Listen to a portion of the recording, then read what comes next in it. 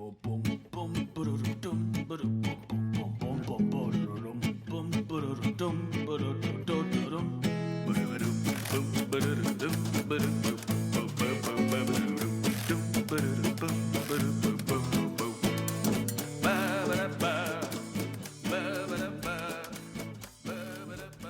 and welcome to another episode of Breaking Mayberry, the show where everything's made up and the decade doesn't matter. I'm one of your hosts, I'm Marty Schneider. I'm the other host, I'm Dan Ludwig. I literally watched Whose Line Is It Anyway last night spontaneously. I thought... Fucking freaky. This is like the sixth time this has happened. When I first got HBO Max, now I think HBO Max kind of has like the best selection of all the streaming services, but the apps are fucking garbage. Like to use, but I remember the first week or so I was like going through and I was like, this is kind of crap. This isn't very good. And I realized that like none of their good stuff is featured. You have to go looking for it. I literally just typed in random letters and I was like, W, like into the search. W, what comes up? Whose Line? And I realized there's 8 seasons of Whose Line. And I was like, great. This is the best streaming service ever. Yeah. Okay, so last night we watched Whose Line Is It Anyway. I thought I didn't have an opener. I got a fucking opener. Last night we watched Whose Line Is It Anyway, and you know how they have like the rotating fourth person? Sure, yeah. And you know how like halfway through the show they were like, all right, we should probably have like some women as the fourth person so it's not just consistently dudes. Right. So we watched one of them, and they had, I think it was like one of the first times they'd had a woman on, and about a quarter of the way through the episode, I started to notice, hey, this woman has not spoken once during Whose Line Is It Anyway? Which then turned into a thing of like, I'm watching it and I'm gradually getting more and more stressed out where I'm like, how far into the episode are they going to get before the woman on the show, Whose Line Is It Anyway, gets literally a single line? At all. Whose line is it? And we know it's not yours. Yeah. Fucking. And like by the end, I'm like almost sweating. I'm like visibly stressed out because I'm like, they are 75% of the way through the episode and she has literally not spoken once. She got one sketch that she was in, and it was one of the ones where they pretend to be props and Ryan Stiles pretended that she was a towel. So like got through the entire fucking episode where a woman did not speak a single line on a show that is based off of the people saying words at each other as much as possible. Fucking insane. I felt like I'm not sitting here and be like, whose line is it anyway is sexist, but kind of, yeah. But holy shit. I also had like similar thoughts going and watching it. I was like, damn, who thought that Wayne Brady would be the problematic one on this show 10 years later? Oh, yeah. Dude, there is not a single racist accent that Wayne Brady has not found that he did not love. No, God.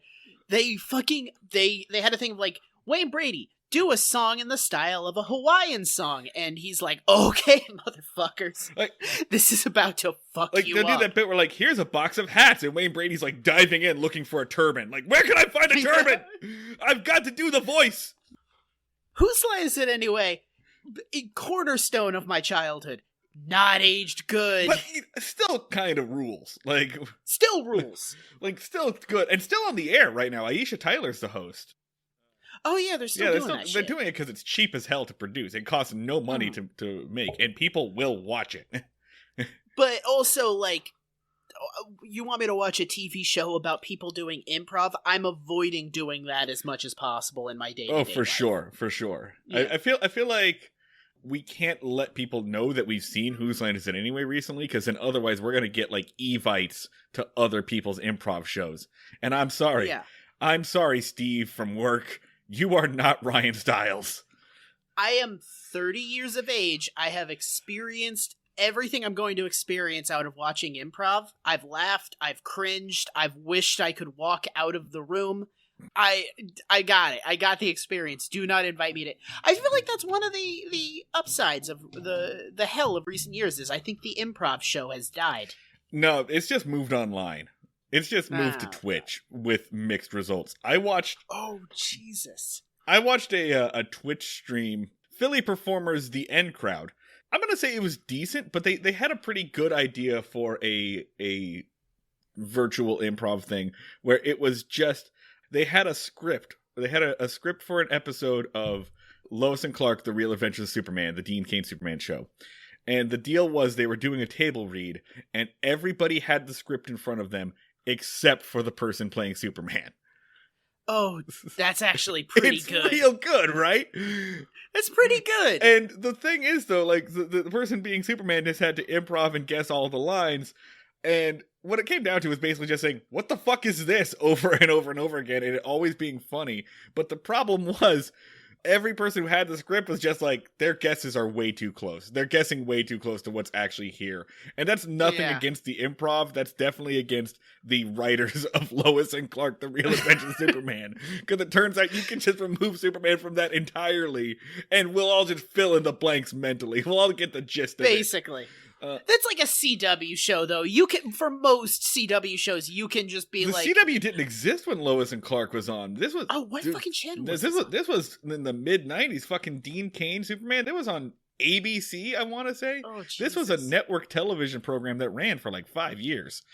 Listen, if we talk about the Real Adventures of Superman anymore, we're going to get Patreon requests to do it. So, we have to stop now. I saw a show.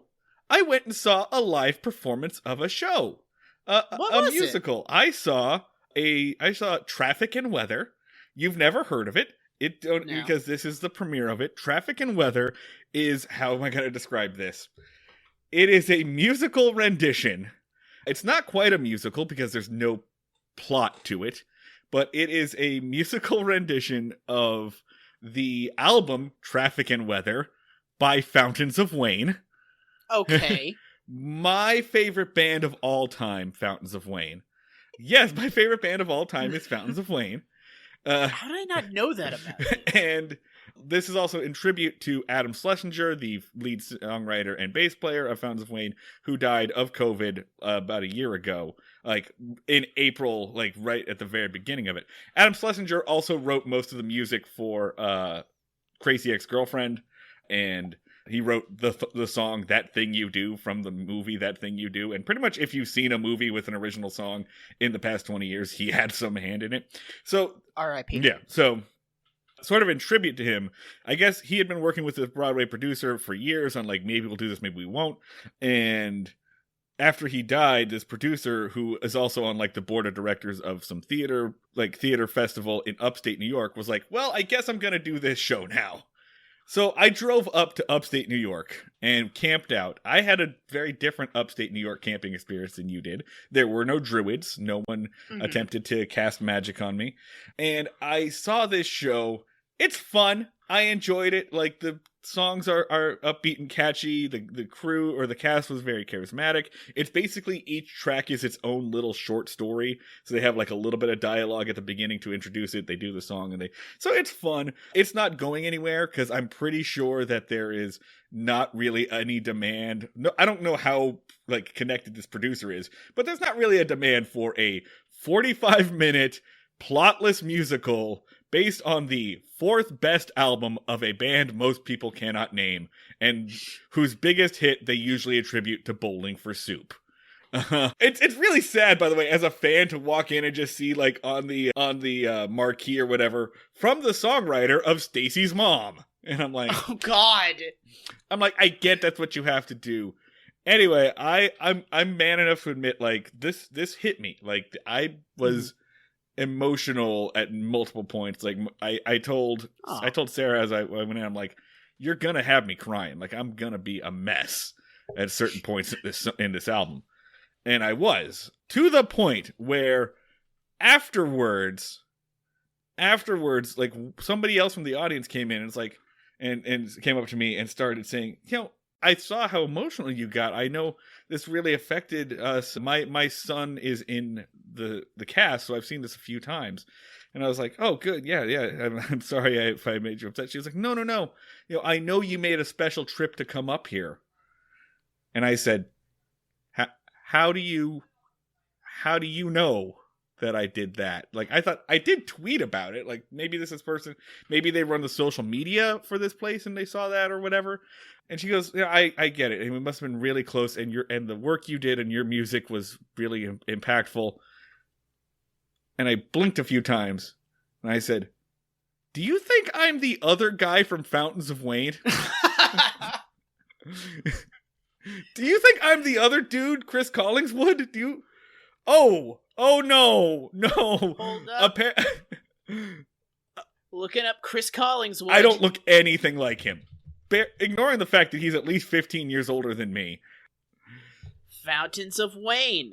Absolutely nothing. So apparently I was such a mess in this that that people looking around had to be like, oh, they must have been friends. Oh, that must have been his longtime friend and songwriting partner. That must be that guy's crying like Paul McCartney after Lennon got shot. That's clear. That's the only explanation for how this man is having a reaction to this pop song about two people in an airport. Like that's the only reason. Why didn't you lean into this? You could have gotten backstage.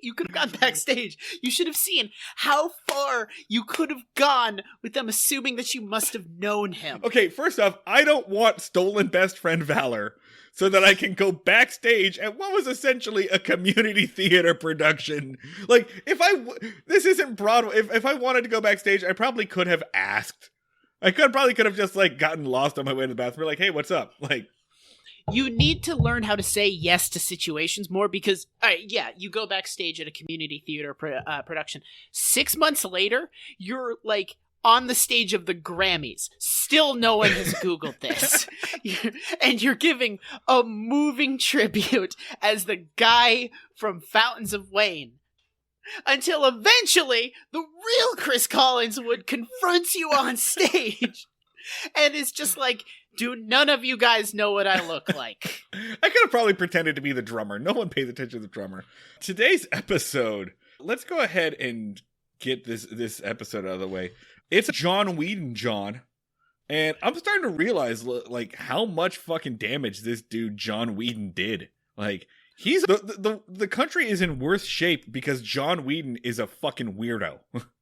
Yeah. Who was given access to everybody's attention span for half an hour at a time. John Whedon is a force of, like, primordial evil.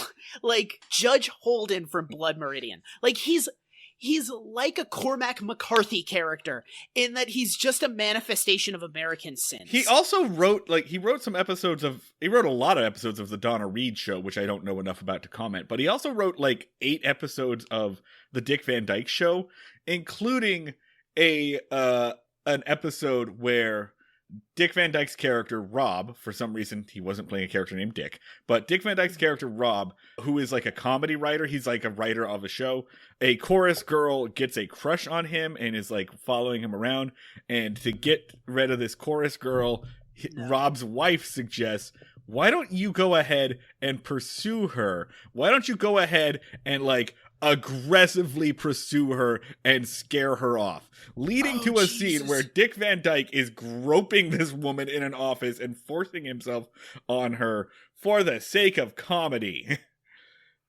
Oh my god. So he literally he engineered a situation where the version of like jumping a General Lee is molestation. Yes. He was like, you know what? People like this Dick Van Dyke guy too much. How lecherous and dangerous can I make him on screen? That'll be fun. So I like want to we need to research John Whedon and just figure out like where did he come from? Because I feel like if we look it up, be like, actually, there's no recording of John Whedon being born. He just, like, kind of appeared one day in a writer's room and was like, we need to have him beat some black people. Theory. Remember our pal from season 1, David Adler? Yeah. David Adler, the guy who we thought was a hero because he, like, refused to name names to the HUAC, and then we got into his shit and we're like, oh, David, you're all fucked up, man. Yeah. David Adler didn't go into hiding. He just reappeared as John Whedon. and now he had an axe to grind. Yeah. What if fucking like We start researching John Whedon, and we realize, like, Da Vinci Code style, that in the background of every bad thing to happen in regards to TV, you can just see John Whedon in the background, like, leering. Like, Happy Days, the shark jumping scene, if you, like, hold a magnifying glass up to the writer's room, you just see John Whedon just calculating, with his, like, putting his fingers together. Like, yeah. Like, he was there for every evil moment. Like, and also somehow he caused 9/11. Like, Geraldo is standing in front of Al Capone's vault, and he's like, I'm about to blow this thing wide open, and there's, like, John Whedon just sneaking out all of the documentation and all of the, like, gold and money, like, in a wheelbarrow, like, minutes before. Just pushing in a van. Go, go, go, go, go! We're gonna make Geraldo look like an idiot! And that's going to start a downward spiral that's going to last for his entire career. We're going to like start researching this, and we have like yarn up on corkboard and be like, the Rothschilds, Coca-Cola does new Coke. It's all tied together. He was involved in all of it. So here's the episode. All right, so Dan, the one sentence summary from this gives away the ending. It's actually a 2-sentence summary. Should I do both sentences? Should I give away the ending? Do the first sentence. Okay. I mean, let's say up top, don't fucking watch this episode of TV. Is infuriating. Yeah, don't let us experience this for you. And if you watched it in preparation, sorry. Yeah. Actually, if you watched it in preparation for this, why? Yeah. More to the point, why do you do this? Right. We do this so you people don't have to. We're talking about Season 4, Episode 15, Aunt Bee the Crusader. Originally airs January 20th, 1964. Written by that fucking piece of shit John Whedon. And directed by Kobe Ruskin. The Beatles will appear on The Ed Sullivan Show in a couple of months, just to remind you where we are in history. And here is your one-sentence summary from Wikipedia. Aunt Bee leads a ladies' protest against Andy and Barney when a chicken farmer is about to be evicted to make way for a new highway. I'm going to stop there. There's a second sentence, but I'm not going to read it. So yeah.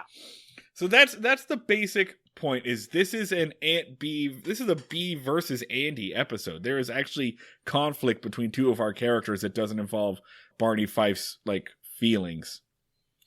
Yeah, like it is. It sets up one of the best, like, moral conflicts the show has ever had, and then just fucking absolutely throws it in your face. It's because it gives Andy an antagonist. He hasn't had an antagonist for a long time. He had one in the mayor, and then they stopped doing that. And an antagonist that had actual moral opposition. Right. The antagonist has a reason to oppose the things Andy are doing and provides him with a legitimate challenge as a character and a challenge to the show. And also, like, there are personal stakes, too, because this is the woman who raised him. Like, and is raising his child. So this is a family member. And Andy Griffith and Frances Bavier both killing it. Absolutely, like, crushing. Yeah, everybody's good in this episode. Yeah. Okay, so before we get started, I just want to sort of reference something. So we're a little bit out of our depths here with this subject matter. This was kind of supposed to be a guest episode where we bring on someone who deals with protests and fighting unfair evictions, but turns out people that do that are kind of busy right now. Yeah, we would be 100% wasting their time. They kind of have a full docket. So we're gonna do our best. And to be honest, like half the time we have an expert guest on the show, it's to prevent us from having to do any research whatsoever. Like, yes. And so we decided to suck it up and Google the words eminent domain. Yeah. And it turns out that shit is complicated. Yeah, it's super hard.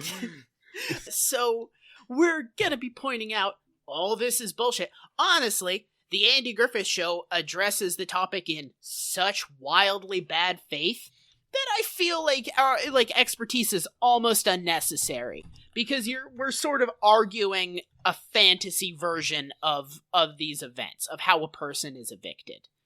So fucking sorry. Yeah. When we say a bunch of dumb shit, that is immediately contested and thrown out by a single tweet. All right, so let's hop into this. So this starts off with an old man with a rooster on his shoulder appearing at the Taylor's door. And what's the name of the old man? It's Mr. Frisbee. Mr. Frisbee, which is just said over and over again as if it's a real name. There is I can think of a very famous Mrs. Frisbee, but she's a cartoon mouse. So yeah, but they're having these impassioned speeches about like ethics and God and doing the right thing by people, but the entire time they're like, and another thing about Mr. Frisbee, who I cannot reiterate enough is not a character on the big comfy couch. Like, this real person with real problems other than what to do about the Grinch raiding his home. So Mr. Frisbee, with his clown-ass name, like, I don't know why Mr. Frisbee wasn't played by Doodles Weaver. Is he dead at this point? He's still alive, I think. So Mr. Frisbee comes over and he's dropping off the eggs, but he's also like just getting rid of apparently his worldly belongings. Like it feels like he's getting ready for the grave because he's like he like Opie sees that he's got his rooster Bo, and he's like, "Boy, I sure like Bo." And Mr. Frisbee's like, "You want this chicken, man? I don't have a use for this chicken anymore. Take the fucking chicken." Which, like, I do appreciate the absolute fuck you to that kid's parents of just being like, "Here, imprint on this chicken as something you want and love. Do you see it? It could be yours. It's already yours. I'm gonna leave. I'm gonna let your dad deal with that." Actually, I'm making him sound like a little bit more despondent than he actually is. Like, he's basically, his approach to it, his tact to everything is just like, well, this shit's happening. This sucks. Yeah, whatever. I'm not fucking happy about it. Like, to be clear, it doesn't sound like he's particularly, like, it sounds like he's irritated, but more like, it sounds like he's irritated in the way that I'm irritated when I walk into a movie theater and all of the good seats are taken. It's more like a, But in this case, it's losing his house. So, yeah. I want to be clear, because it's not like he's really fighting that hard. Like, it's not like he's the one who's fighting, but so keep that in mind. So he offers Opie the chicken. He gives Aunt Bee a mustache cup. Which is delightful. A mustache. If you don't know what a mustache cup is, I also had to look this up, and it was one of those things where I was like, oh yeah, I've seen that before. It's a ceramic cup, but inside the lip, there's like a little ceramic piece so that you could sip on it, and it wouldn't get tea or whatever in your mustache. Oh, that's nice. So why does Aunt... Honestly, that sounds really useful. It's pretty useful. I would like to have it back. And by this point, like, I think they were really popular in like Victorian era, and so they would be like an antique piece for a collector, like an old lady who was collecting china, like Aunt Bee in the 60s. So Aunt Bee's like, "Oh, this is wonderful! A great piece of mustache cup. Why are you giving your stuff away?" And he says that the county is running him off of his property to build a new highway. And he specifically says, "This is the house I was born in. It's been in my family for generations. It's like my property. I do not want to move." And he says it in kind of like you want to hear some bullshit? Yeah.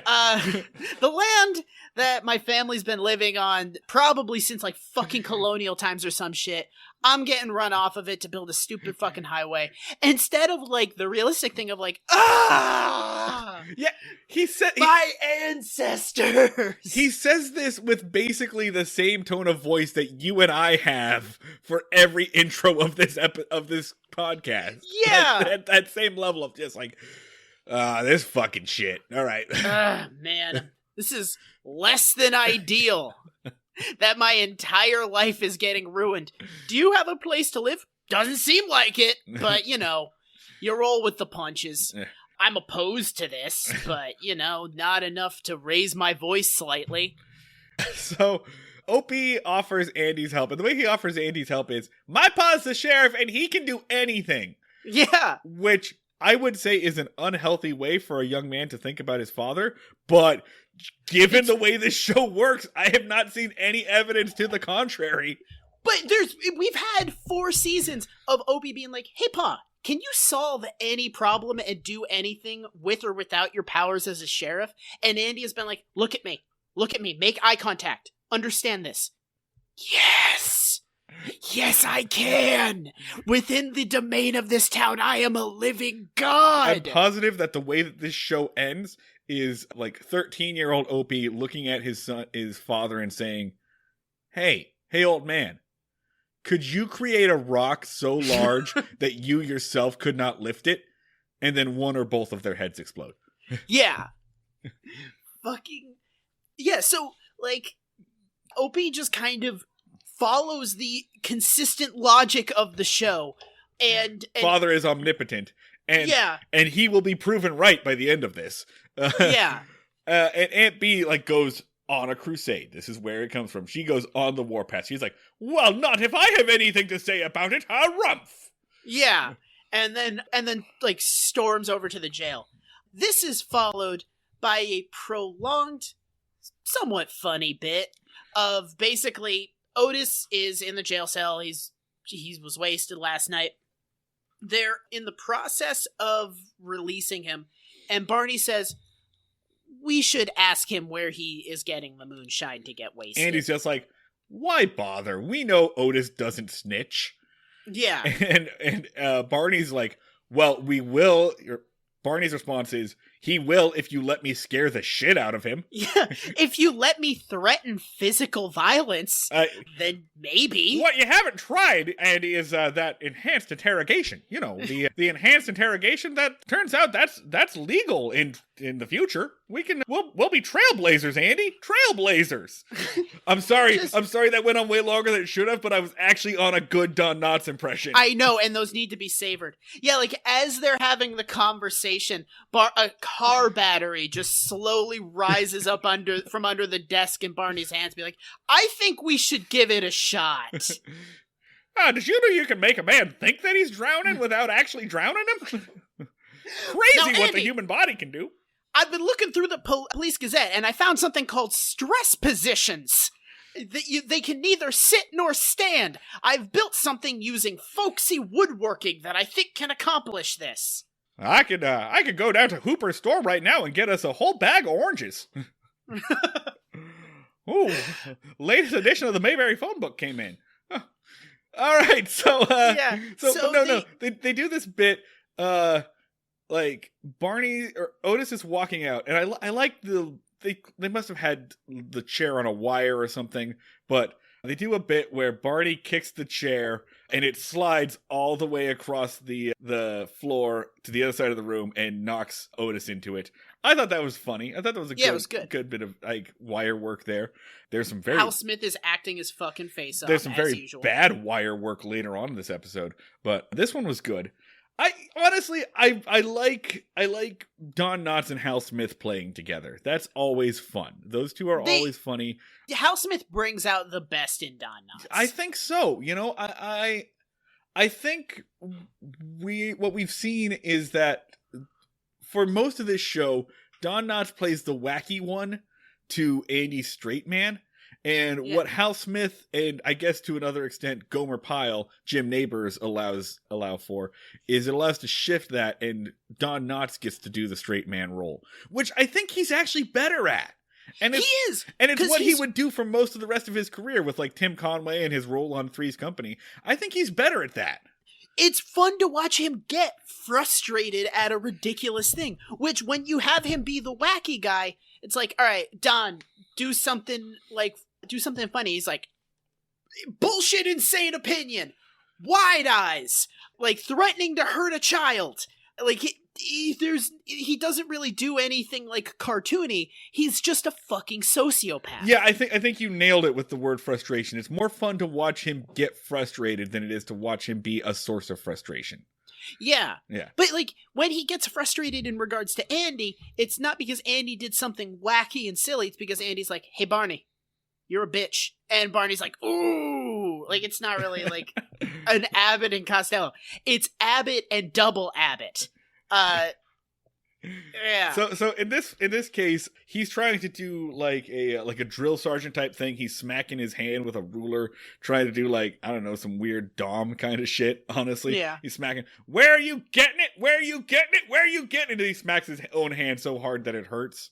Yeah. He pulls. I like this bit. He pulls Otis over to the desk and he pulls up his lamp to try to shine the light in his eyes, and then the lamp limply falls back over, and he tries to straighten it up again, and it limply falls back over. And if that's not a metaphor, I don't know what the fuck is. It's a real. I want to believe that they did that on purpose. Oh, I 100%. Like, him, like, being basically literally limp-dicked at everything he fucking tries. Oh, yeah, that one's very clear. There's another little, like, while he's fighting with the lamp, there's this great bit where Hal Smith just, like, whispers to Andy, like, can I go? He's like gesturing towards the door with his thumb, like, can I go? And Andy's like, yeah, get the fuck out of it. Go. Fucking, yeah, no, so he rushes him out the door. Aunt B comes in, dragging the conflict of the episode with her, which is basically, all right, so she starts yelling at him about Mr. Frisbee and saying that it's not right that he's getting evicted off of his land. Him being Andy, to be clear. Yeah. Being Andy. Also, there's a little moment where she has a moment with Otis on the way out, and I want to pay attention to this, where she's like, Otis, did it happen again? And Otis is just like, well, I'm telling you, I'm trying so hard, but temptation finds me all the time. And Aunt B's like response is, you should go to church, go talk to the pastor, maybe the pastor can help. And Otis goes, all right, well, I'll try, bye. And this establishes kind of something essential to the episode, which is that Aunt B really believes the best in everybody, even when they are like Andy Griffith labeled bad people. Because she goes to Andy and she goes, oh, poor Otis, he's trying so hard. And Andy's like, no, he's not. Yeah. No, he's fucking, have you been around? This dude doesn't try at all. Otis is a trash pile of a person, and it's awesome. I love it. It's so great. He's like my silly little buddy. He's not going to live to see the end of the decade, but woo! He's like a cartoon character. I love it. I love my doomed trash friend. But yeah, so it's like, but I think Aunt B, like, these are, I think, really kind of, well, they're not new to her character, right? Aunt B is always believing the best of everybody, including con men.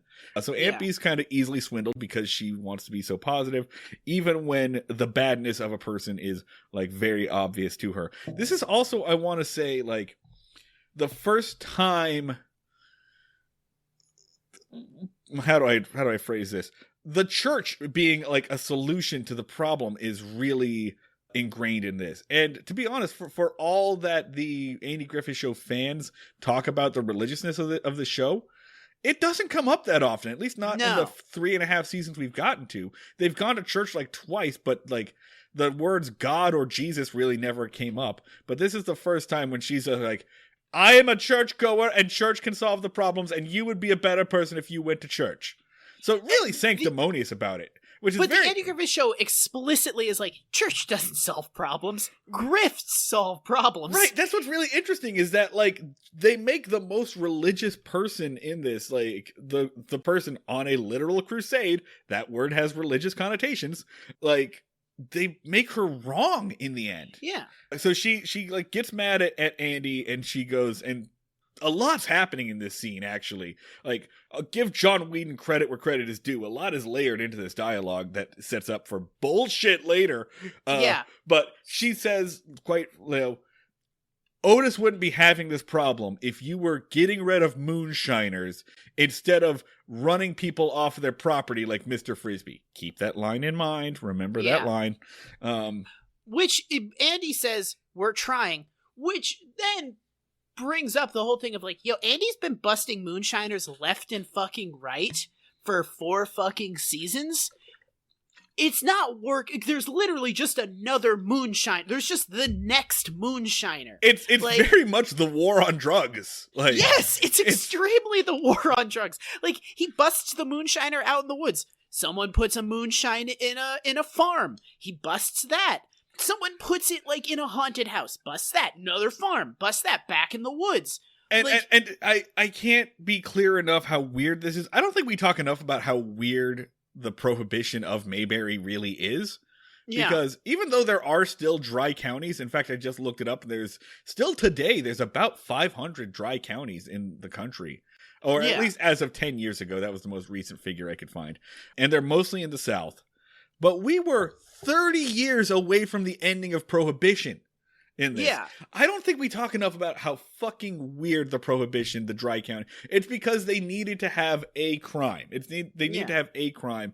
And this continues, by the way, into the 70s, right? That was half the episodes of the Dukes of Hazzard were about like running alcohol. That's what the plot of Smokey and the Bandit is driving a truckload of beer through a bunch of states where you can't have alcohol, or a bunch of counties. My suspicion is that after Prohibition ended, I feel like people really fucking missed Prohibition, because they're like, this ruled. We got to do crime all the time. It kicked ass. Victimless crime, literal victimless crime, but it was like us in a race against the lawmen. They just turned it into NASCAR. Yeah, that's where stock car racing comes from. It comes from Prohibition runners. It was like alcohol runners like souping up their cars to see who could get away from the cops the fastest, and then they just started racing each other. Yeah, but it seems like, based off of the dynamic of the Andy Griffith Show, it seemed like it just kind of turned American crime into a fucking game, because the cops would catch you for moonshine and be like, now you boys, you cut it out. So yeah, we know you're a moonshiner and I'm gonna bust up your still, but also like fucking 12 minutes of jail time. But it's right, and that's how they kind of approach it. But it's also how like the Andy Griffith Show labels bad person. A bad person. Well, not really, because there are plenty of moonshiners that are good people, I guess, or like overall not bad. Everyone kind of admits that they have mixed feelings about this. And anyway, when Barney's sitting there like smacking his hand and yelling, "Where are you getting it? Where are you getting it?" Like, Otis's response should be, the next county. Yeah. I just cross over the border because it's 1964 over there, you psychopath. Yeah. They put so much on the moonshining thing, to label a person a quote unquote criminal, and it comes up in this episode, and I'm gonna put a pin in this because I want to get back to it. Well, let's go ahead when we get to it. But let's go ahead, and they're arguing over the eviction of Mr. Frisbee. And Barney does this bit where he like switches sides to whoever was talking recently. She's yelling about Mr. Frisbee. Barney is also yelling. He's like, "Oh yeah, they're gonna build a highway. They're kicking that man off his land to build a highway. Well, that highway already doesn't go anywhere." And Andy goes, "Yeah, man, it doesn't go anywhere because there's a house in the way." Like, yeah, when they make the highway when they build the highway, it will go somewhere. And Barney yells, "No, they're just doing it so they can hire more public servants." He goes on some real libertarian shit, and Andy points out that they're public servants, and then Barney's like, "Wait, what? We work for the county. Like, they pay our paychecks too." And let me tell you, I have worked for the federal government, and that argument is not effective. No. There are so many hardcore libertarians working for the federal government right now, working in government positions, and it's just... This is true. My first day working for the U.S. Department of Labor, I used to do that. I walked down the hall and I met a guy who was my union rep, mind you. And on his door, he had taped that stupid fucking saying from Ronald Reagan. "The scariest words in the English language are, 'I'm from the government and I'm here to help.'" And I sat there going, what do you think our jobs are? So it's just Ron Swanson's all the way down? So many Swansons, dude. There's Swansons all over the place. And I sat there for a bit going, like, is this a bit? Is this a gag that you're doing? No, you have no self-awareness whatsoever. Okay. No, man. Ron Swanson was dead on. Ron Swanson was a dead-on depiction of a specific type of person. Fucking asshole. And I have met them. Yeah.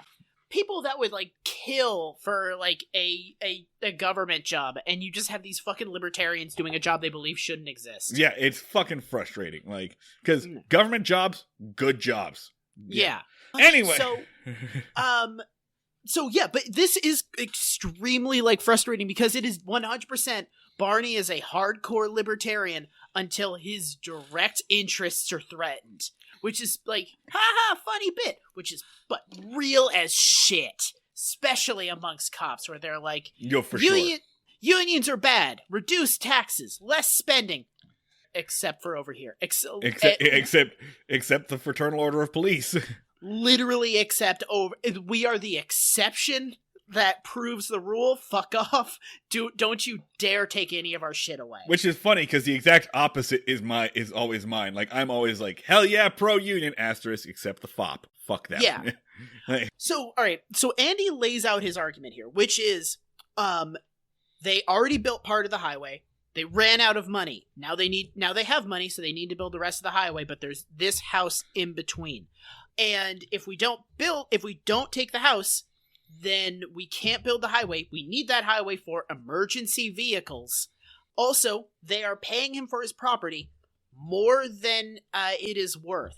So that's like everything Andy has on the table. Andy's basically laying out a case for gentrification and also like using the defense of emergency. What if there's an emergency, like with a bit of like somebody think about the children, Like, which under the conditions that Andy lays out, like in this board game, Andy is the winner of the argument. Like I kind of found myself going like, oh yeah, I get it. Well, but that's the thing is like the parameters of the game are lies because they don't offer you more than what your property is worth. You all couldn't see it, listeners, but I just did the hand signal of like shaking my hand back and forth, going, more or less. Yeah. And the other thing that I like didn't catch until the second run through is, hey, they should have probably secured the land before they built half the highway. That's exactly it, right? You should have probably done that before.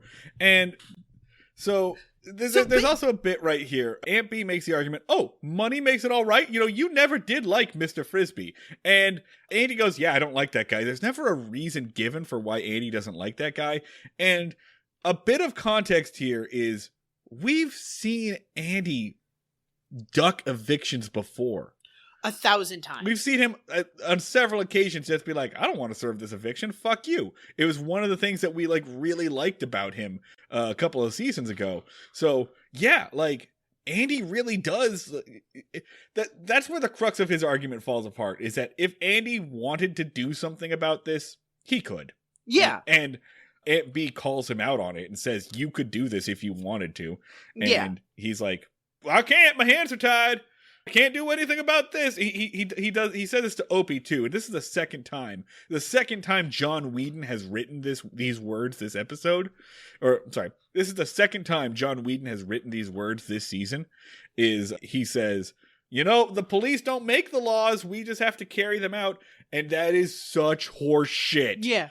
Because we have watched Andy selectively carry out the laws so many times. Also, did the show just forget that he's also the justice of the peace? So he is both the enforcer and the judge. So yeah, he really does have the power. No one seems to stop him. The mayor, I think, is dead. So I mean, also, are you going to pretend like they are building this highway anything other than the middle of fucking nowhere? Like, it could 100% go a little to the right. Yeah. But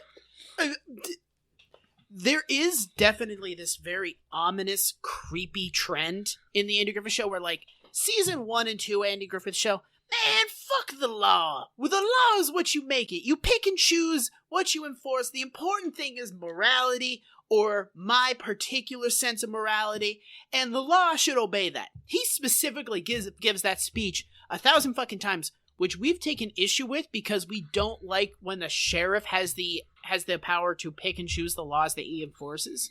And now times are changing. Suddenly there's a lot of people that are taking issue with certain fucking laws, that segregation and shit. Suddenly Andy is like, well, the law's the law, and those are the rules. and you have to do it like it's really convenient timing for Andy Griffith to go from counterculture to establishment. Yeah, you nailed it. Yeah, like you don't want to go to the Vietnam War? Law's the law. Look who's saying it, Andy Griffith. Like, yeah, man. It's really, it's pretty clearly bad writing, right? In that, like, Andy this season has had to basically contradict everything that Andy from the past 3 seasons has done. Or if anything, right, this is the reason why people like the Andy Griffith Show, because like once you get past a certain point on the political spectrum, you can imprint whatever politics or belief system you want on the Andy Griffith Show, because it all contradicts each other anyway. It all comes out in the fucking wash. So basically, you can build your own Andy. Like, it's like the South Park theory, right? The South Park theory that for every South Park episode that makes a point, you can find another South Park episode that directly contradicts that point. 100%. Right? It's some nihilistic television. I would describe it as deeply sinister, because like it is counterculture when convenient and establishment when convenient, which is like the sinister way that I'm gonna just say like the right, or I don't know, fucking white people, whatever, control the narrative itself rather than the argument. To be fair, you could say the same thing about Brooklyn Nine-Nine. You could say the same thing about Parks and Rec. You could say the same thing about like a lot of that. That's not saying that it's good. It's just saying here's the influence. It's a common thing, which is like the longer a show goes on, the more it goes from like things should change to it is what it is. I mean, Superstore. We talked about this in the bonus episode. Superstore absolutely sold out. Yeah. At one point. Speechless pretty much became the disability porn that it used to make fun of at the beginning. So I mean, it's just what happens when network produced show gets popular. Like when money starts rolling in. Yeah. Then you have people saying like, well, Andy Griffith can't say that. Like 50,000 people watch this a night. You have so much freedom when no one gives a fuck what you're doing. Yeah. That's what this show is all about. We can do whatever we want on this show. No one cares about us. All right, so let's go back to the fucking house, right? Yeah, so, well, the jail. So they're having the debate. Barney is switching sides, setting up the repeating thing that Barney is extremely influenceable and will basically agree with whoever is talking the loudest. Right. So Aunt B gives a really fucking good speech in regards to the fact that they're paying for the property, which is, money makes it all right, huh? Some things are more important than money, like homes and where people grew up and do unto others, which is fucking true. Like, and you know how we know it's true? Because Barney and Andy fucking said it ad nauseum in another John Whedon episode. Yes. The last one we did before this. Yeah. But yes, like, again, eminent domain does not actually pay people what the fucking property is worth. Oh, for sure. That is not a thing. But if they did, yeah, it's someone's fucking home. Being uprooted from a place that you have lived at for a really long time, beyond emotional pain or any sentimentality, is devastating. Well, getting kicked out of a place you've lived for a really long time uproots your entire life and does more damage than just you lost the property. So to be fair, or to be clear, like that's the basic law of eminent domain, as I understand it from about 20 minutes of Googling, is the two basic necessary rules are you can access the private lands if you can show that it is for public purposes only, like a highway, and if the property owner is compensated at fair market value. Now, what determines fair market value? Question mark. Yeah. I'm going to take a wild guess and say that fair market value for what appears to be a rundown shack in the middle of nowhere, probably not a whole lot, but the land is probably worth money. In fact, the land is worth a whole ton of money because he has it and you want it. Yes. Like so that's how value is determined. He is not able to set his own price for the land, which he could, if he had that ability to do, an eminent domain wasn't being invoked, would be your entire fucking city budget, motherfucker, because you were dumb enough to build half a highway before getting the goddamn land. In a just situation where you were not doing this, introducing you to King Frisbee, your lord, because his price is the town. Fucking yeah. So back to the house. Let's go to the house. We open up on Opie, who is like using a rusty saw by himself with no supervision. With dog shit form. I do not know very much about carpentry, but I know that when you are sawing something, you probably shouldn't have your leg mounted all the way up on it with your knee to your chin and just sawing with one hand. You need to brace something. You need put a rock on it or whatever. Andy comes over and he puts his big old boot down on there to brace it for him so he can saw. And that's when he thinks, wait, what are you doing? What are you building? What's going on here? I guess I have to take some interest in my child. And Opie explains, like, building a chicken coop because I'm going to get a rooster. And Andy's like, feels like a kind of thing that I should have been asked about, but okay. Yeah. And so Opie's sawing. Andy is like, I don't really like how he's given Opie a chicken and giving you a mustache cup. They say mustache cup about 5 times. Yeah. And he's like, he's just trying to get you on his side. Which, again, if he's doing so, he's doing a dog shit job of it because he's not, like, really interested in fighting. Okay, so this is another... Andy says he is essentially giving you gifts to curry sympathy with my family and turn them against me.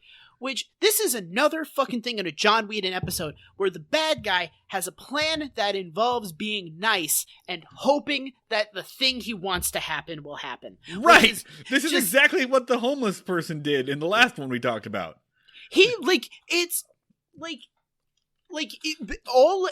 All John Whedon Andy Griffith villains are playing like 4-dimensional chess that requires them to be mildly psychic or have like mind palaces like Sherlock Holmes, where it's like, I'm going to give an old lady a coffee cup and then the dominoes fall. Yeah. And suddenly I still have my house. I've brought the sheriff's department. Like, just absolute batshit plans that are interpreted as like deeply sinister. Yeah, like the last time we did this, it was a homeless guy whose like first crime was, I'm just gonna have lunch with these kids and go away, and then I guess then I'll be rolling in food forever. Yeah. What? Like, apparently in the Andy Griffith universe, every like backwoods farmer and homeless person is fucking Moriarty. They're all people whose badness is very clearly apparent to John Whedon, right? Yes. John Whedon seems to think that he's got the glasses from They Live, and he can see all of the darkness in all of them. And why can't you see it too? It's so evilly paranoid. Because the show is basically saying, like, it specifically says no one does a nice thing for no reason. If a character comes up to you, gives you a gift, and says, hey, I have hardship in my life, they're trying to get you to do something bad. Like, they're conning you. Everybody that is nice and sympathetic is just a fucking con man. Yeah, it's just brain poison. Pure brain poison. All right, just fucking lot of lead in the gasoline at that time. Yeah. Jesus. So I mean, the rest of this is pretty much the same fight over and over again as the last time. And Opie is like, hey, it seems fucked up that you're evicting Mr. Frisbee. And Andy is like, well, child, this is the second time he's tried this move. Don't you understand the due process of the law? To which the kid basically says, I'm a child. That means literally nothing to me. You have to talk to me about right and wrong. Like, the due process of law, I lost interest at the word due. Like, fucking insane. And Aunt B says it's just one poor old man against the county.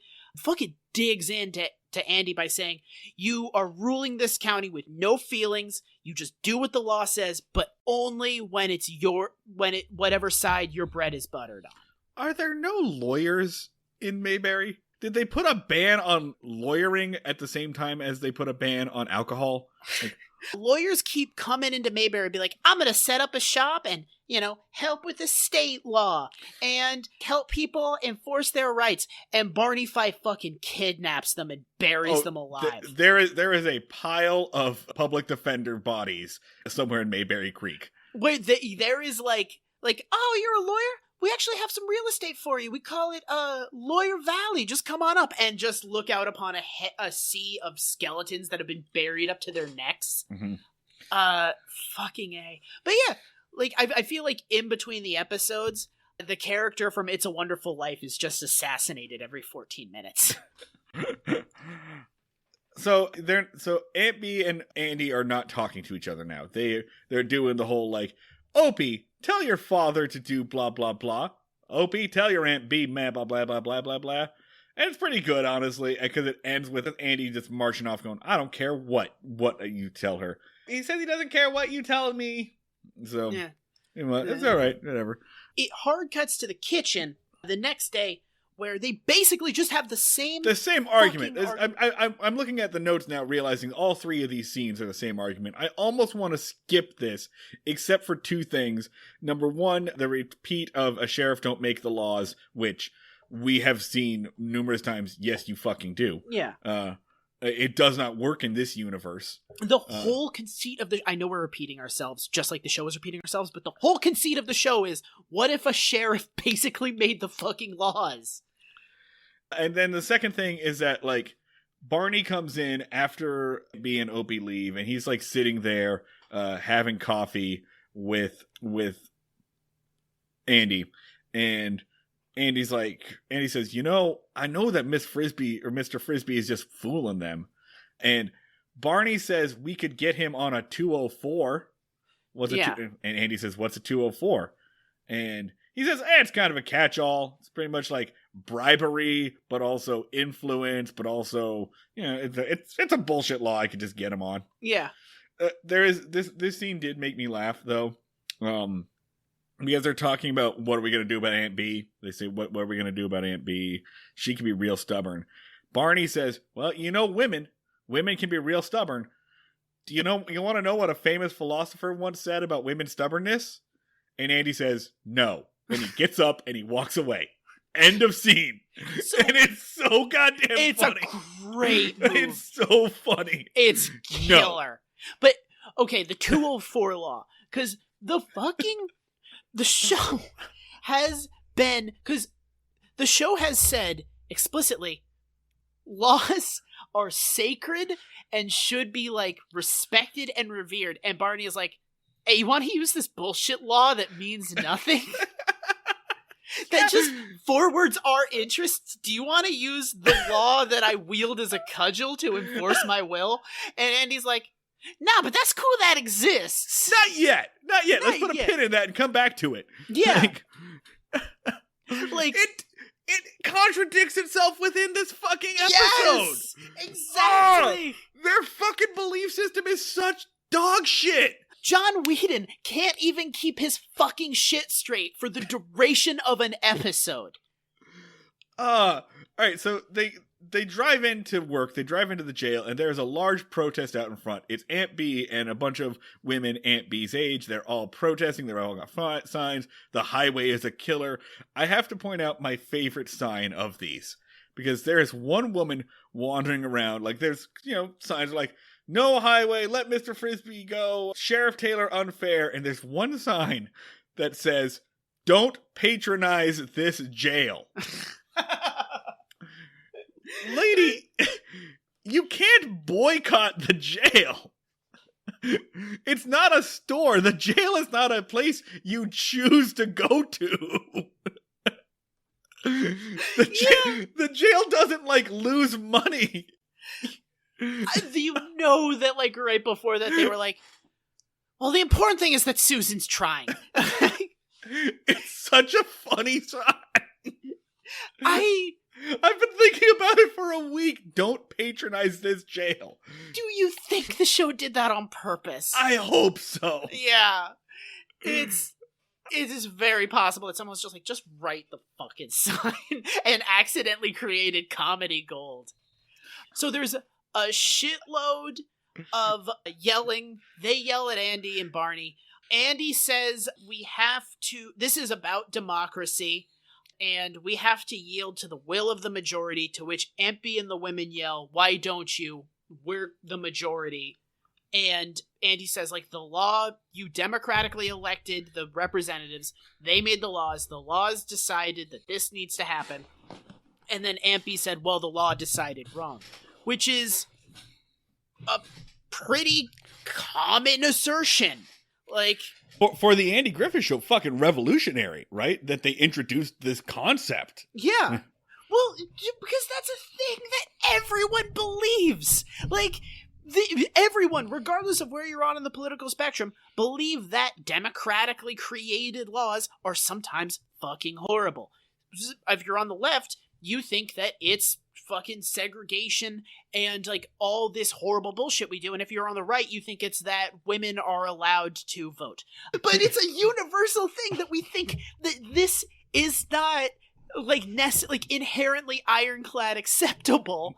And fucking absolute hypocritical bullshit that the Andy Griffith Show asserts that it is. That's not a valid argument. Like, it's very clearly not, especially not in Mayberry.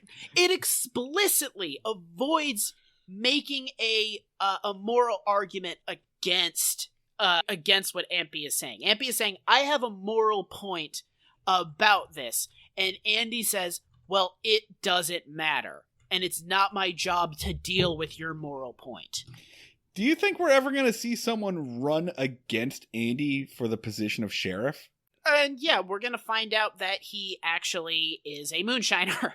That's of course. Yeah, he's going to be like, I have a bunch of very salient points about why Andy Griffith shouldn't be sheriff. And Andy's going to be like, I'm sure it'll work itself out.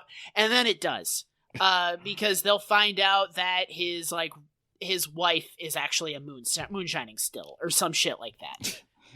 There's sexism aplenty in this. Barney's sitting there like, we can't do anything with women. If they were men, I could smack them around and lock them up. Yeah. What am I going to do with these women? They came at me like, bah, and it was really scary. And then if I'm like, well, fuck it. These women will get tired and go home. They're women folk.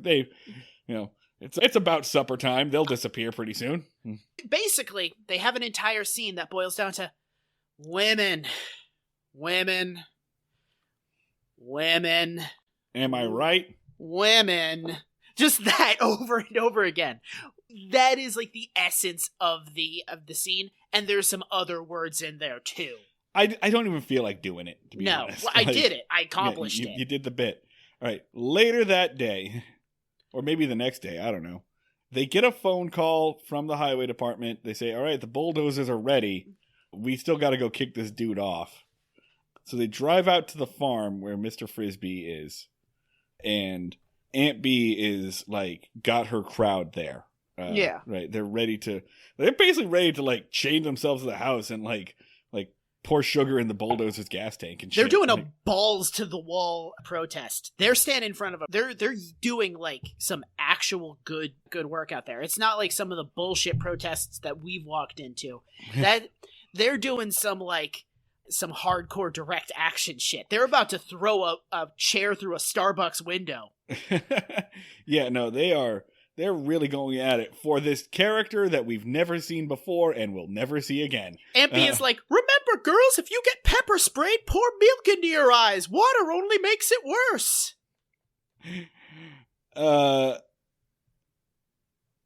There's a big confrontation between Andy and Barney and Aunt Bee's crew at this point, but, like, the guy that they're fighting for is, like, kind of just slowly watching as Andy drags stuff out of his house. Like, Andy is pulling furniture out at this point. There is no, like, argument that Andy's not on the side of, like, if you're waiting for a change of heart, he's not going to have one. Yeah, like, and it sort of starts coming to a head. Andy's not making any sort of an argument why they should move. He's just going like, ladies, I'm asking you to move. Ladies, I'm asking you to move. Ladies, I'm asking. Like, he just says that like 4 fucking times. And they're like, we have arguments. This is wrong. And they kind of do a thing of like, you cannot arrest all of us. What the fuck are you going to do? How are you going to solve this situation? Are you going to arrest like 25 like old ladies? ladies?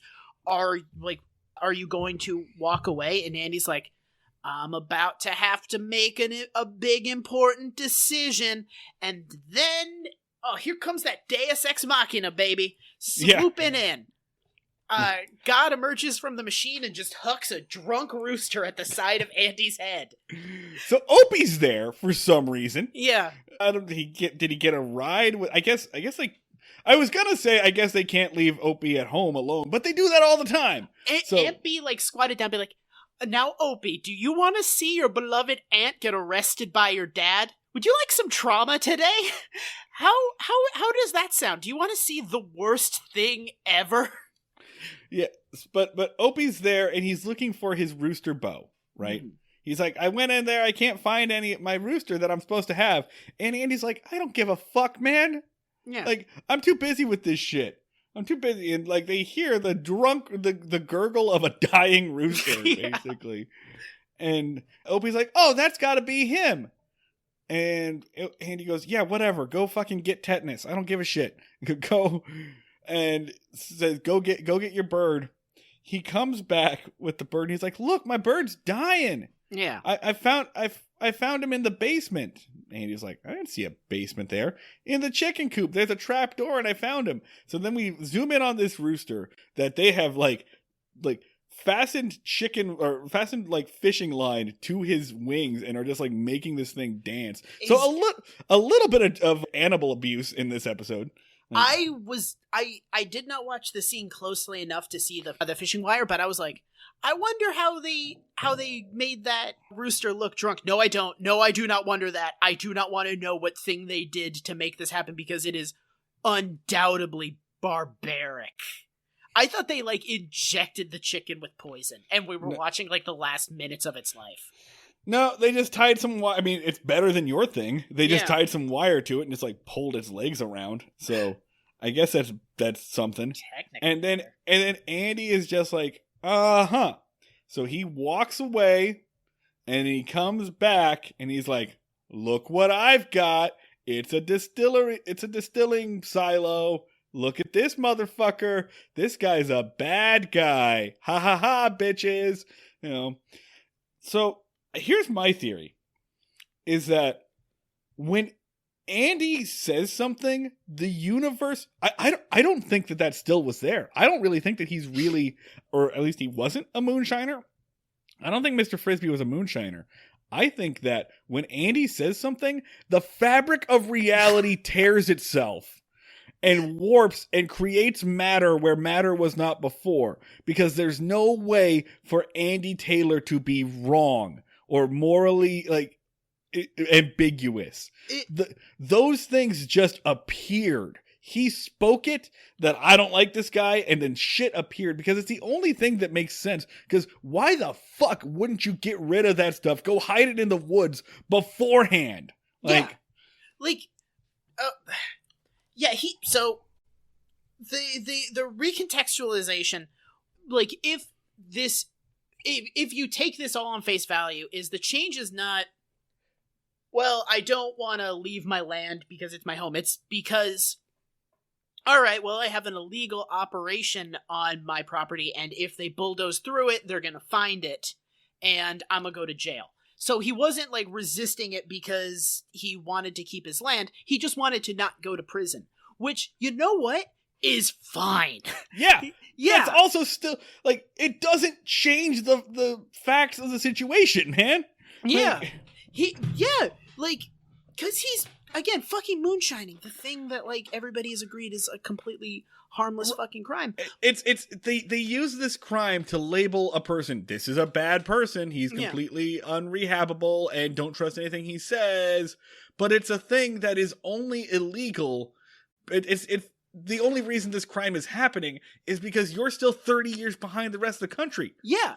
If you would fucking decriminalize the alcohol trade, like everyone else has by this point, because it's 1964, it's not the 20s. Yeah. Fucking, okay. This wouldn't be an issue. But this is... You've created a situation wherein the person has to do the bad thing that you use to label them unworthy of their home. And you know what's going to happen now to Mr. Frisbee? That money that he was going to get for his county, for his land, well, the county's going to be like, we don't have to give... Look, man, civil forfeiture, man. Yeah. Great. Mine now. For free. Yeah, this is you. all evidence now, or whatever this entire town. So basically, now, thanks to Andy's intervention there, Mr. Frisbee loses his home still, and he doesn't get any money from it. He's just made a man fully homeless. 100%. He has absolutely destroyed this guy's life, because he is fully homeless, he's going to jail, and he's old. He's not bouncing back from this shit. He's also established he has nobody in his life that he can move into. There's no fucking family there with him. So he's basically just sentenced a man to death on screen to prove a point to his aunt. That he's a bad person for doing the thing that he's only doing, that's only illegal, that's only happening really because your laws are not the same as the entire rest of the country. And Andy specifically says, hey, chicken farming is not that profitable anymore. So you started moonshining as a side hustle. That is something that the character specifically fucking says. Basically saying hey, you were doing something illegal out of necessity, huh? Your back was really up against a wall and you did what you had to survive. Ha! Sucks for you, bud. So it wasn't even that he was ha ha, I shall sell moonshine and become rich. He was like, I'm trying to sell moonshine to make ends meet, motherfucker. And Andy's like, I know, and I love it, because I don't have to have a moral, because my kid will shut up now. Yeah! You want to hear a Mayberry Wiki commenter almost get it? Yeah. From the ultra-reliable Mayberry Wiki, a comment made in January of this year. I never cared much for this episode with Andy and Aunt Bee fighting. I don't see why Andy was so against Mr. Frisbee. Sure, he was running a still, but Rafe Hollister did the same thing and Andy liked him. Yeah. You're close to getting it, pal. Yeah. You're so close. Take a few more steps. Come on. You're almost there. And yeah, that's a great point. Andy is friends with a couple of moonshiners. He loves Rafe Hollister. I mean, yeah. This whole thing is basically it's the equivalent of a cop planting a gun on a guy to arrest him, but the second cop is God. So So I mean, basically John Whedon, not even a good enough fucking writer to stay consistent in his own fucking 22-minute episode, decides to break the entire character of Andy Taylor, break with everything we've gone so far. He's basically just been given an opportunity to put his own weird fears and hang-ups and, I don't know, let's go ahead and say sexual shit up on screen too, because he's a Whedon. And because of that, the world is in a worse place. Slightly. I'm not going to blame all of today's problems on John Whedon. You know, he's not Ronald Reagan. But he is the manifestation of our thesis. He's a contributing factor. It's a greater than zero probability. To explain the reason we were doing the show, we used to have to cite a bunch of shit and kind of run through different plots of Andy Griffith episodes, and now we can just be John Whedon. John Whedon. Just look at that guy. Look over there. He is he is the villain. He's the final boss of this fucking show. Yeah. But so the big thing is, the Andy Griffith Show has pulled this little magic trick in the past where there's a character that is inconvenient to Andy Griffith, and rather than having to deal with it, they discover at the last second he's a moonshiner, he's a bad guy who goes to jail. But the way that usually happens is that the guy is already a bad guy. He's an old asshole that's yelling at Andy's son. Or he's like, oh, get off my property. I want to evict some babies from their orphanage and burn down a nunnery. And he's actively firing at you. Yes. Or he's shooting at you right now. And Andy's response is, knock it off. Yeah. But there's always a fucking, like, it's always a bad guy that they use moonshine to get. And then recently it has shifted from, I'm a nice guy and I have a moonshine still and I'm actually evil. But the thing that makes it like kind of creepy is they don't have Mr. Frisbee go, you got me, Andy Griffith. I'm a bad guy and I have bad morals and I was using Aunt B towards my own ends. I'll escape out of prison and destroy you. He's just like, oh. Like, He's just like, oh, I guess my life is ruined. I'm sad. Like, he doesn't. We can't understate how much of a non-player Mr. Frisbee actually is in this episode. I think he's only in 2 scenes, and I think he only has lines in one of them. And like, all of his lines are said with the inflection of, oh. No. I'm sad about this thing, and it's not. I'm not happy about it. So it's all about him, but he's a decided non-factor. Yeah, it's fucking insane. This show, I think the reason that you and me both got so fucking like hyped up, angry about the show is it does our least favorite thing in any media. The shit that you and me have been like complaining about since way before we started doing this show, which is the Dark Knight Rises move, which is. You have a bad guy, he raises a moral point that is in opposition to the main character, and at the end you reveal that they don't actually believe in their moral argument. So you don't have to worry about the moral argument. So it's that combined with another thing I hate, which is giving our protagonist reality-bending powers so they don't have to be wrong. Yeah. Like, I've mentioned this like a couple of times in the latter seasons of King of the Hill. Yeah. Where, like, in order for Hank to always be correct, they ramp up the crazy of everyone else around. Like, everyone else has to go way hog wild in order for Hank to still be the moral centerpiece. And I hate that shit. I hate it so much, and I realize it's kind of just like a natural effect of a show going on too long, but you're in season 4! Yeah, like, it's just, if you can't write write your way out of a problem, don't do the problem.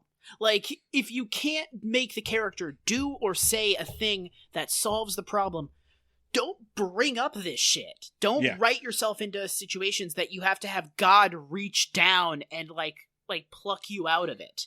Although, to be fair, I guess, like, being way too charitable, these seasons are like twice the length of a modern television season, right? These are like 32 episodes. We're over 100 episodes of the Andy Griffith Show at this point. Jesus Christ, I'm going to go jump out a window. Oh my God, I can't believe I just said that. Yeah. So, but... what are we doing with our lives? I don't even know, man. I'm so mad about the Andy Griffith Show at 2:17 on an afternoon. But fucking... yeah, like, this has always pissed me off because The Dark Knight Rises is like the one that made me first aware of it, because Bane is like, I believe in basic Occupy Wall Street philosophy. And then the Dark Knight is like, but actually you're a terrorist. Boom, shot you in the head. Don't have to deal with anything you just said. So it's kind of like character assassination, but on a philosophy. So, I mean, Marvel's still doing it. Yeah. Right? Marvel did it this year with Falcon and Winter Soldier, where they were just like, all right, well, the bad guy's making a good point, so it's time to have them murder people for no reason. That's another one that's like, it's adjacent. It's the next door neighbor, which is they believe a good point, but they go too far. Raymond Chandler once said that when you run out of ideas for your story, just have the character who's making too much sense kill someone. Yeah. More or less. Oh, God. Okay. Yep. So I think that's it. It's an absolute bullshit episode. And it's John Whedon. I keep saying Josh. John Whedon might as well be the same person. Yeah. John Whedon is the goddamn devil. I think we only have one more Whedon episode, like, mercifully. It feels the introduction of John Whedon into this show feels like I'm halfway through Final Fantasy VII and Sephiroth just showed up. Like I thought this was hard, and now like da-da, like the big orchestral music is swelling, the flames are rising, and John Whedon is just like, I'm gonna fuck everything up. Yeah, I'm looking at it, and yeah, we only have one more John Whedon episode. Thank fucking Christ. Oh, fucking I can't see how this happens. Yeah. All right, so ratings? All right, Andy Meter. Is there anything good about this episode? Yeah, the Hal Smith, Don Knotts bits, which have nothing to do with the rest of this, is good. Like, I really did laugh very hard at Andy just shutting down Barney's, like, women, am I right? Joke and just walking away. That was really funny. There are about, like, I think in this episode, I think there's about 4 cumulative minutes of good comedy. Yeah. But the writing is such dog shit. On top of all of it, it's not just how much this has angered me, like, on a political level, but it's just a poorly written episode. It's not good. I mean, we said that Aunt B's arguments against eviction are good. They're not. Francis Bouvier is selling a lot of them, but it feels like kind of a connect the dots thing of, like, it's the coloring book version of an argument against evictions. It's like, I don't know, God and morality, my bad, and, you know, responsibility, nice. It's what if we do unto others line. It's because she literally delivers it like that. There are some things that are more important than money, like homes and people growing up, and do unto others. Like, she says it as if she's just like she's trailing off of ideas while she's talking. Aunt B delivers an absolutely dog shit argument against people being evicted from their homes and still wins, which is how bad this episode is written. That, like, it's a person, like, basically delivering a middle school book report versus a person who is grunting and crapping in the dirt. Like, it's an absolute race to the bottom in terms of, like, bringing any sort of coherent idea to the table. So, 2. I'm going to give it a 2. 2. Yeah. The Barney meter has bled into the Andy meter on and this. That's being generous. Yeah. Like, honestly, it's just not even that entertaining. You know what? No, I'm going to deduct half a point for animal cruelty, so it's 1.5. Yeah. Like, you made me watch you torture a chicken, so I'm sure the chicken was fine. No, it was the 60s. There's a solid chance that chicken was very much not fine. And, like, Barney meter. Hey, all right. So we're going off of our new Barney meter scale, which is where does this compare to Opie and his merry men? How many Opie and his merry? We might as well just rename it the Whedon meter at this point. On a scale of 1 to 5 Whedons. Yeah, it's okay. God, okay. In comparison to Opie and his merry men, Opie and his merry men gave me, like, heart palpitations. This made me conceptually angry.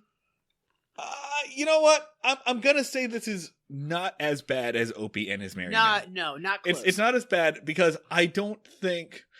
And I think it's just because it doesn't come up as often, right? Like, Opie and his merry men had a horrendous viewpoint, which is poor people want to be poor. They could work if they wanted to. And that argument proliferates through everything. I've heard that a million times. The argument here is just like, eminent domain is, I guess, okay if you take it from bad people. And that's still an awful, awful, awful fucking thing to think.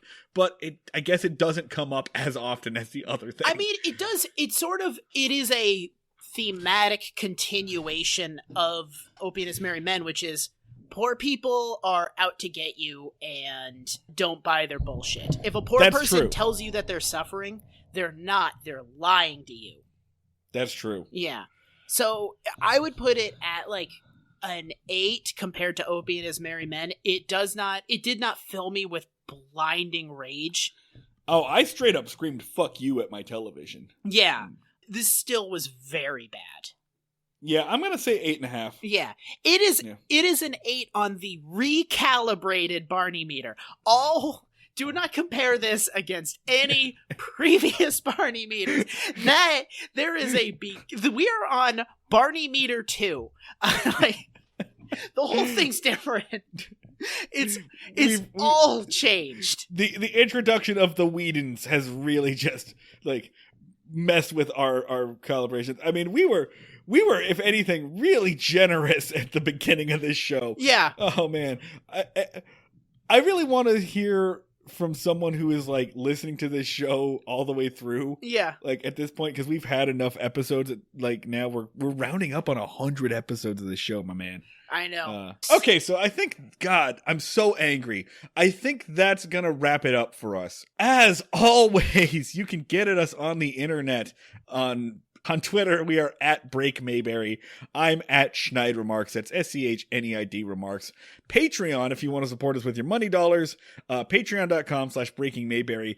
Patreon.com/Breaking Mayberry if you want to support us with your money dollars and also get access to cool bonus content like us yelling about a YouTube series in which Jillian Bell sleeps in a Home Goods that's actually just a half-hour advertisement for Home Goods. It's worse than it sounds. Where we also have a longtime friend of both of us who rips on Marty for the duration of the episode. Yeah, that's pretty fun. Yeah. So we have bonus content. You can make us watch horrible things if you'd like. All that's available on patreon.com/Breaking Mayberry. If you don't want to support us with your money dollars, but still want to help us out, of course, always those ratings and reviews are always welcome. Facebook.com/Breaking Mayberry. Breaking Mayberry on Instagram. You can email us stuff, breakingmayberry@gmail.com. The music you heard before and are about to hear was made by Max Ludwig, who is on the internet as @SleepTalkie. That is it. I'm Marty. This is Dan. We'll see you all down at the fishing hole.